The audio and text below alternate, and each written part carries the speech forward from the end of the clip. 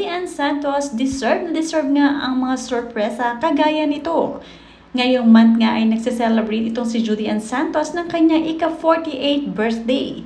Hindi talaga nalilimutan ng mga staff niya sa kanyang restaurant ang birthday month ni Judy Ann Santos, ang kanilang chef. Saktong-sakto nga din dahil isinabay nga ng mga staff o tauhan ni Judy Ann Santos na chef night ngayon. Bago nga niya sorpresahin ito si Juday. Panoorin at kung hindi pa nakasubscribe, don't forget to click subscribe and hit the notification bell to keep you updated.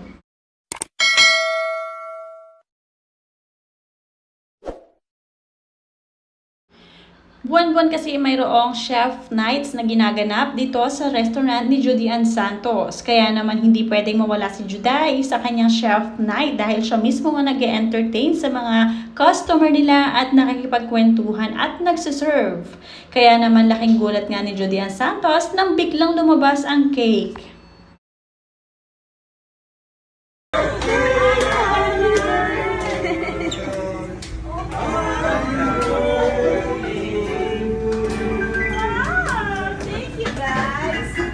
Happy birthday to you. Happy birthday.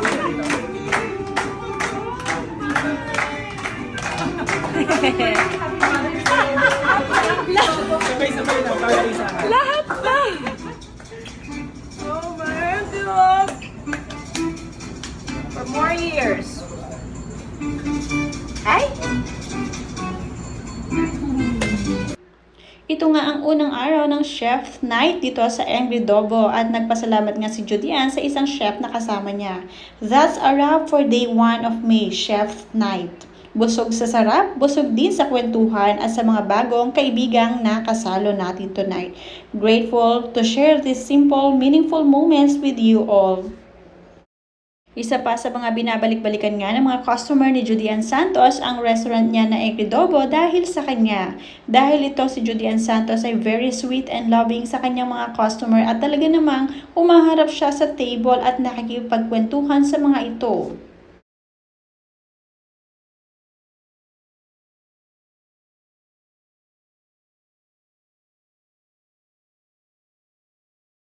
Oh my God! Oh my God!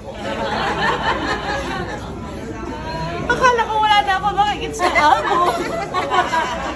Latino. Not once, but twice. Hindi lang sikat. Triple platinum. Oh my God. Ano pong name na? Let's go, Edie's Day.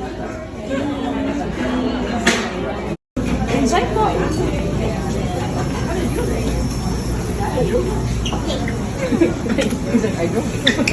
So, wala na. Ilan pang plato lang mo?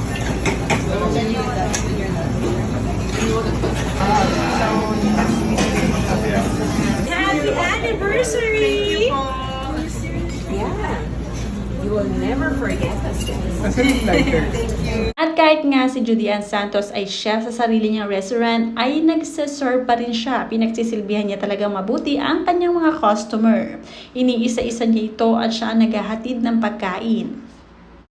Kaya naman ang mga customers ay aliw na aliw dahil nga mismo nakakaharap nila ang sikat na aktres at talaga namang napaka-classic, talagang batang 90s na si Judy Ann Santos. Ito nga ang naisip na negosyo ni Judy Ann dahil nga ito ang kanyang hilig ang magluto. Uwi na ako. Oh. Pwede pa umuwi ang chef na naka-chef's garb. Kasi uwi na ako tapos na yung service ko. So, good night!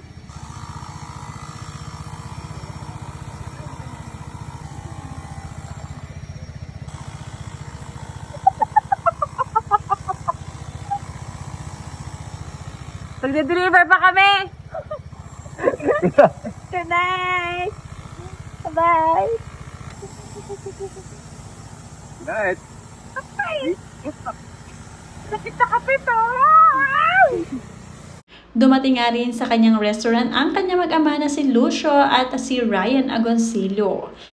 Napakasweet talagang pagmasdan ng pamilya ni Judy Ann Santos. Talaga namang namamanage niya mabuti ang pag-aalaga sa kanyang pamilya at ang pag-aalaga sa kanyang restaurant. Sabi nga niya, "Thanks for celebrating with us. Sana nag-enjoy kayo as much as we did." Love na love din talaga siya ng kanyang asawa na si Mr. Ryan Agoncillo dahil nga sinundo niya ito sa restaurant at syempre sabay silang uuwi sa kanilang bahay. At hindi lang yan, pagdating nga ni Ryan mismo sa restaurant ay nagsiserve din ito na parang sariling bahay. Nakakatuwa dahil ang pagtutulungan nila ay hindi lang sa bahay maski sa mga negosyo.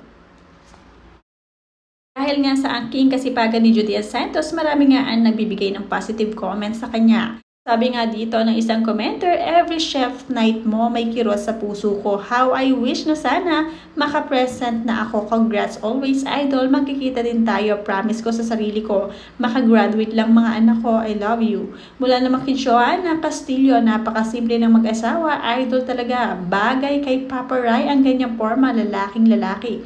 At syempre, saan ba isasakay ni Ryan Agoncillo ang kanyang misis? Walang iba kundi sa paboritong motorcycle nito si Ryan Agoncillo at game na game naman ang kanyang misis na si Juday kahit na pagod ito sa kanyang business. Okay na okay lang din, parang nagjo-joyride lang silang mag-asawa.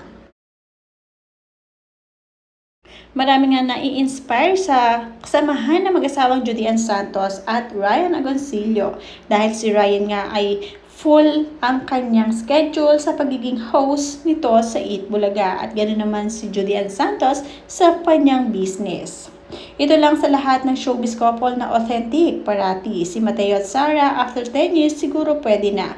Mula yan sa isang commenter. Inihahambing nga si Ryan at si Juday kay Mateo at kay Sarah Geronimo. At mula naman kay isa pang commenter, siya lang talaga ang mismong namamahala or pinaka-chef ng kanilang Angry Double Resto.